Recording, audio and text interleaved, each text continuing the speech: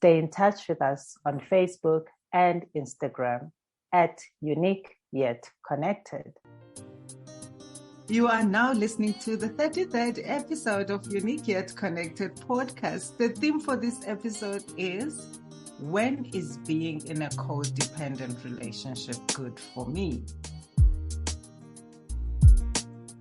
Hello, brilliant souls in and around the world. Nolitha Fenton is my name. Dolokazi is my clan name. And this is episode 33. A warm welcome to Younique Yet Connected Podcast, where we treat our episodes as mini workshops so we can best share the wisdom of systemic family constellations. Thank you for joining our movement of translating this wisdom into a practical language that all of us can easily understand, and most importantly, implement in our everyday lives.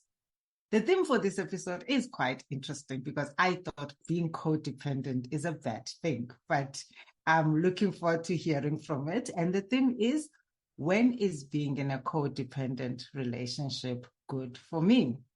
Remember, when you comment, ask questions, like and share our content and links, you help us grow together. And there wouldn't be a podcast without you, myself, Nick, Kinga, and the ones who came before us, as well as Bert Hellinger, the founder of the work that is most fulfilling for Kinga and myself.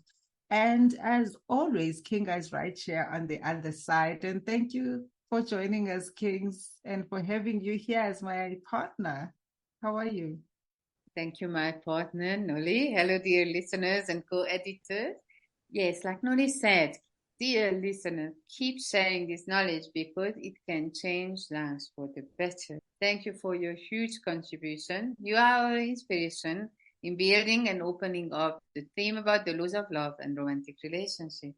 Please continue to share your questions, comments, and insights on uniqueyetconnected@gmail.com and on WhatsApp 076-289-6670. Join our monthly virtual connection circle every last Tuesday evening of the month. To receive your link, subscribe on our website www.uniqueyetconnected.com or check for updates about the upcoming themes on our socials at Younique Yet Connected. You're also welcome to drop us a WhatsApp message and we can share our link with you. And our WhatsApp number again is 076-289-6670. Things, I am still amazed by the themed constellations we talked about in the last episodes. And I had no idea that one can do a constellation of the infant stages in the womb. This work keeps revealing itself. More layers and layers are peeling off in each episode. Yes, systemic constellation work is an intriguing work. It is very exciting and the privilege to be involved in this work. It never gets boring and every client brings something new because we are always looking into what is unknown to us. Because obviously, if we would know where our problems are coming from, we would make all attempts to fix it. For me, it's fascinating and I find it even more interesting that we can approach learning about the unknown from two different directions. One is where we don't know where our problem is originated from, and we would like to find the source of it and also to heal it. This is the most common enigma we work with, and I know, Noli, you have seen it numerous times in constellations already. And the second one is when we know that a certain event has definitely had an effect on our or on our children's life. So here the unknown comes from not knowing where and how the benefits of the constellation will show themselves. We do it because we know that a certain event has more than probably had a negative effect on our system. For this, we have to let go of our need to control the outcome of the constellation. What I mean by this is that we can't say that I'm experiencing something negative in my life and it is coming from this event that happened in my family. We have to step into the field with the open-ended question and let the field, the system, give us the answer to our question. Yeah, tell me about that because it's tempting when you know and you think you know. So you try and control the outcome of the constellations. And I've seen this happen in our workshops as well. And I've been tempted as well to do it. So it's a temptation that's there. And I also like how you just immediately pick that up, and you do it in the most subtle way to say, just let the field decide. So yeah, so thank you. Yes, thank you. As I mentioned just now, when someone books a constellation session and states his problem and also states where it's coming from, that there is nothing left for the system, to the subconscious to show us. When you know exactly what is happening, then why would you come to a constellation? Exactly. So what you are saying is we should leave room for the system to reveal itself, even if we think we know. Yes, constellation work starts with the question, then it goes down into the unknown and comes up with some kind of resolution. And we spoke about the team constellation. So there you can come and say, this is what I want to work with. At the end of the last episode, we finished with the themed constellation, and I would like to mention a few themes we can work with: acknowledging and honoring previous relationships before our marriage. We can work with all the children of ours, living and dead. And the 9 months is in the womb constellation, what we talked about in the last episode. That also belongs to the theme constellation group. And this one is done month by month by month, starting from the first month in the womb up to the 9th month. And we check in with every single month what we experienced while we were in the womb. The themed one you're talking about is the one like the one I did before I got married. Yes, that one was for the previous relationships. And if you want to, we can also go through the one and you go through the 9 months of your development in your womb of your mom. We have a workshop every first Saturday of the month, so we can have a look. I would definitely love to do that one. And then here's a question for it. In the womb stages, do you do the whole 9 months in one constellation, or you do it over a period of time? How does it work? You do it in one constellation, and there is actually 2 different constellation themes called constellation related to the conception, pregnancy, and birth. The one we look into what was happening with and between your parents, why they were expecting you. This is interesting for me because, when we work in a workshop, we normally use representatives for a person. There is, if you're new to this podcast, we talked about this in the previous episodes, why? But we normally use the information what the representative can give us. And in this one, we always use the client, him or herself, to do the constellation. With the 9 months in the womb constellation, we would have representatives, or we can also use chairs put in for each and every one of the months. In a one-on-one session, we obviously would use like chairs because there is just a client and the facilitator. And then the client can sit into the chair allocated first month, second month, third month, fourth month, etc., and feel what was happening in each month of the pregnancy. Some months will need healing and some will be okay. I would love to know what was happening with my parents when I was in the womb, so that I'm definitely in for the next workshop, Kings. Yeah, when I had a constellation on this about my parents, it was an eye-opening session for me because they couldn't see me at all. It looked like that they haven't even realized they were pregnant. They had just so many problems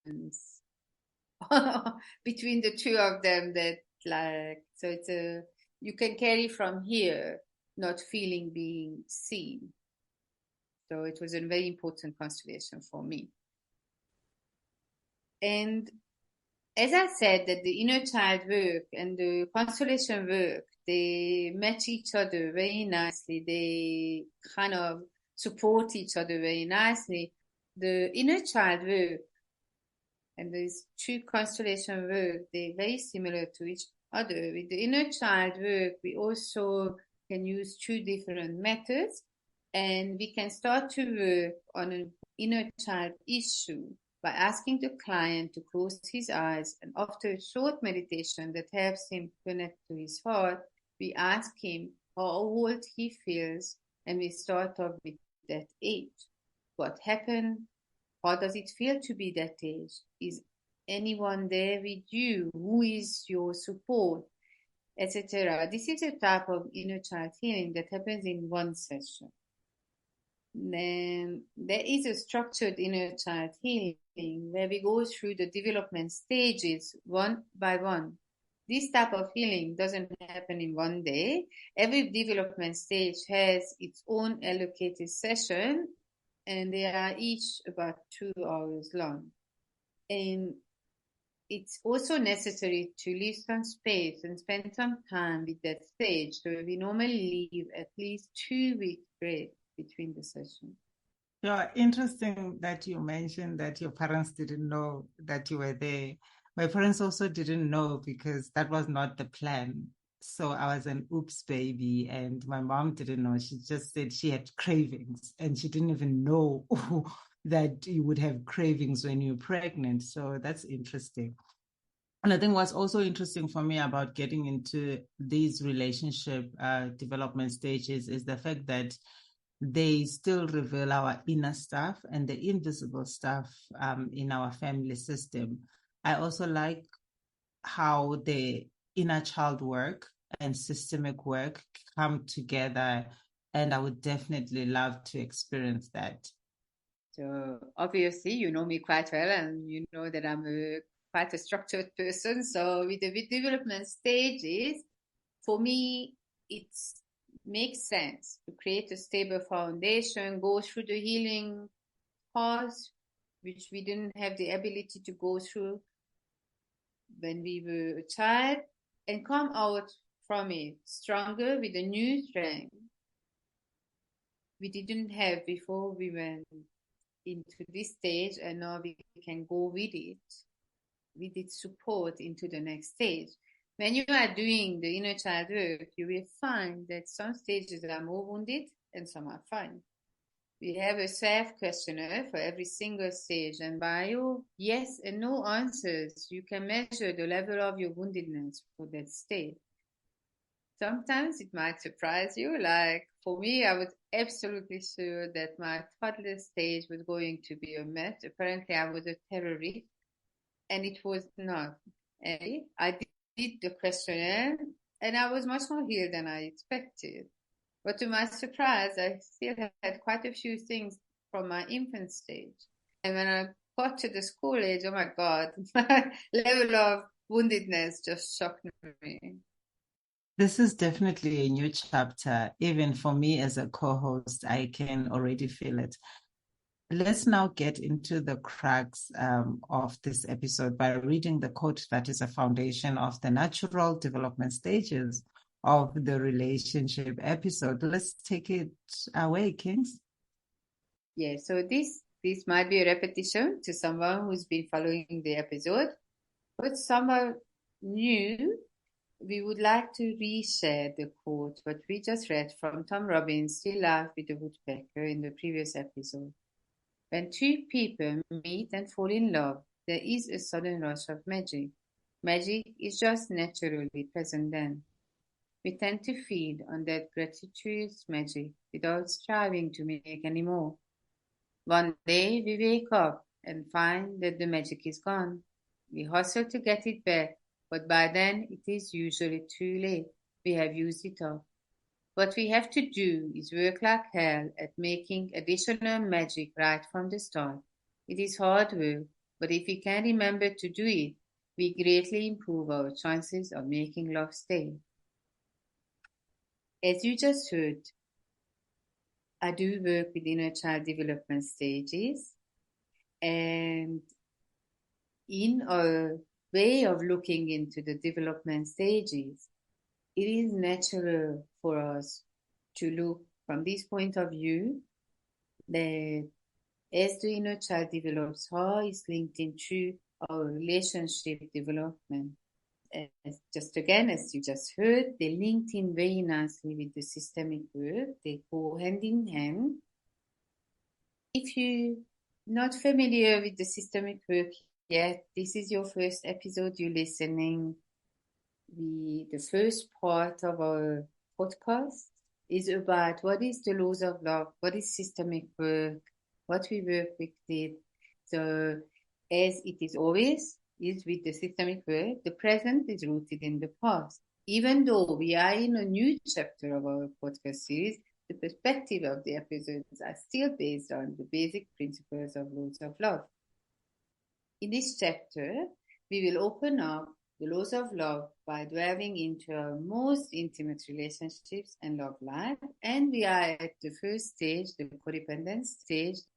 And I would like to note here that codependent stage and codependency are not the same thing. To the codependent stage, we mentioned this already in the previous episode, but we'd like to recap here. What happens in this codependent phase of the relationship that we can't imagine life without the other. We can stand and gaze into each other's eyes for hours. All we want is to be together and never be separated, to merge into one. We all know the term, love is blind. Do we? Yes, we do. Nolly is nodding. We find happiness in every little thing related to the relationship. Even the act of thinking about this person brings us happiness. We spend hours thinking about and planning how to please the other half. Suddenly, the me we talked about in the previous episodes only wants to be one thing, a we, to become a we. The two halves merge into one. The stage is really magical. It takes us back to the wonderful feeling of unity and moves us away from loneliness and isolation. When two people fall in love, they reenact the earliest mother-child bonding. In essence, they fuse into each other. They feel an omnipotent oneness and power. Each shares his deepest and most vulnerable self with the other. So now the codependent stage sounds wonderful. What a beautiful phase of a relationship. So a question comes, why does it have to end? The answer to this question lies in the beginning, in the reason behind us choosing our partner and falling in love with a certain person.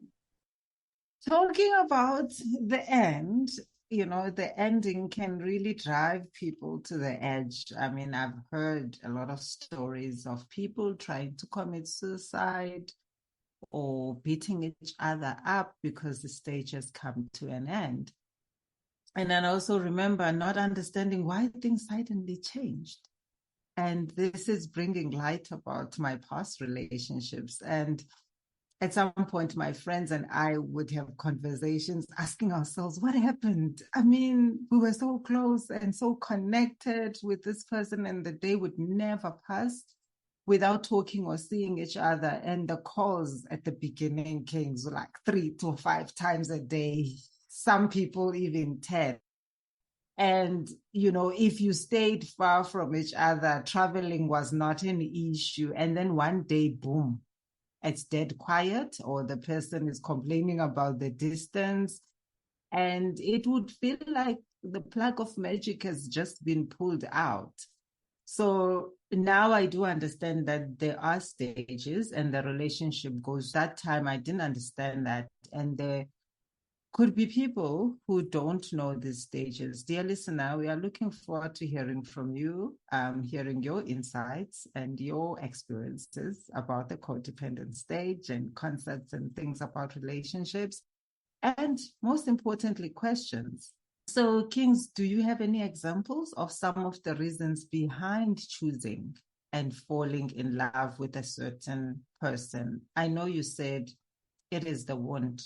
What kind of wounds that can bring the two different people in a relationship together?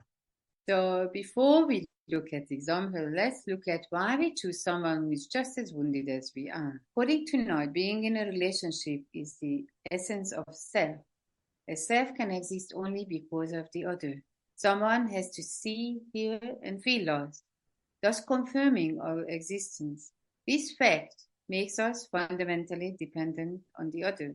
Thus, in reciprocity, in the exact same way, the other is dependent on us. Our deepest, most vulnerable self is the part in us that was so hurt that actually stopped growing emotionally. The part that is often called the wounded inner child in us. This part doesn't know how to be dependent on others in a healthy way. The unhealed child's needs are unfulfillable, and because of this, at this stage, the childhood dependency needs cannot be met by the person himself, and the wounded child in us starts to depend on somebody from the outside for these needs to be met. That does resonate, I must say. And I now understand why some of my earliest relationships were so painful and hard. And I finally feel like this is the final nail in the coffin, especially for my previous marriage. I truly get it now. This has answered a lot of things about myself. It was the inner child stuff that was not resolved in me at the time, and I expected yet another person to fulfill, and of course they couldn't fulfill past the codependent stage. So yeah, I get it. Indra Thosen has a very good example. He says, imagine a child growing up in a family in which across generations children have been raised with little motherly devotion. In turn, the child will look at his mother with the same lack of devotion as is normal within his family. It is a pattern transmitted across generations. Later, in his own marriage, there will be the same limited devotion between him and his partner, because that is what he is used to. That is how attractors work. It is his inner image, his mindset, as I call it, about relationship. As a rule, it is a perfect reciprocal fit to the needs of his partner, resulting from the lack of devotion in her childhood. Otherwise, there is no resonance between them, and without resonance, the relationship is not possible. Partners need to mutually recognize themselves in their mindset. It has to fit for both. If one received a lot of devotion and the other very little, they are not a good match.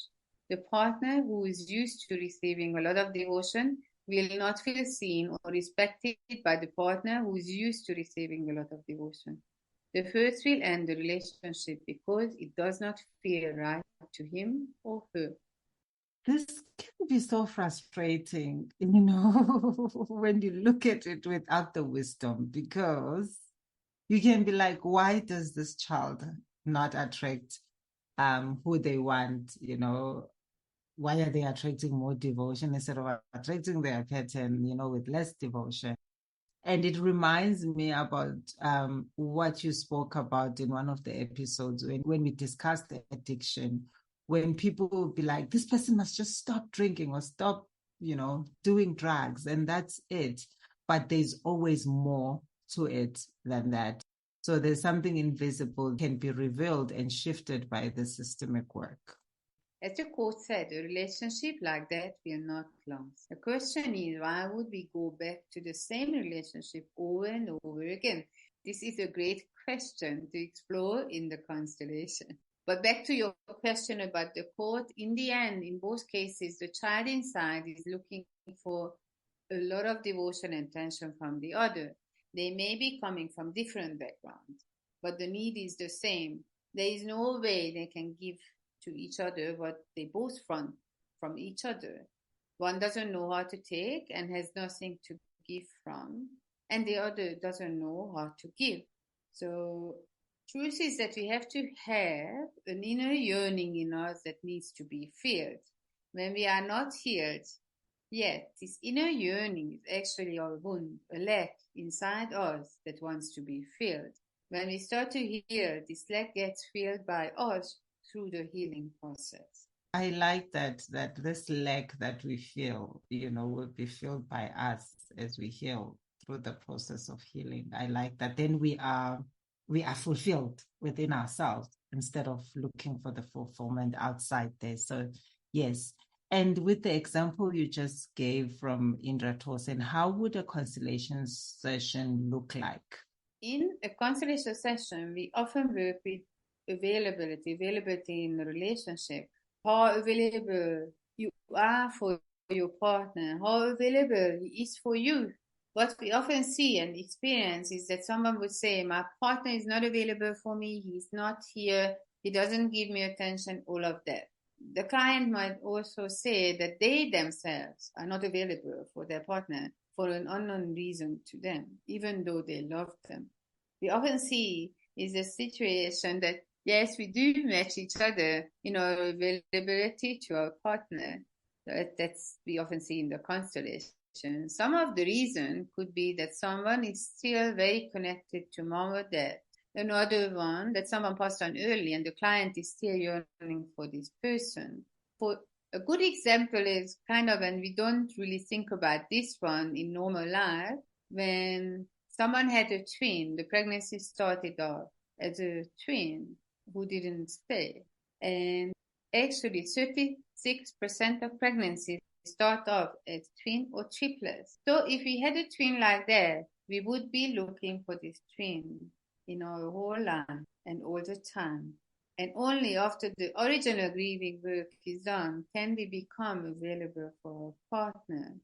Another reason could be if mom and dad were not available to us. This pattern, by the way, normally goes back generations, like in the Indra Tosin's example.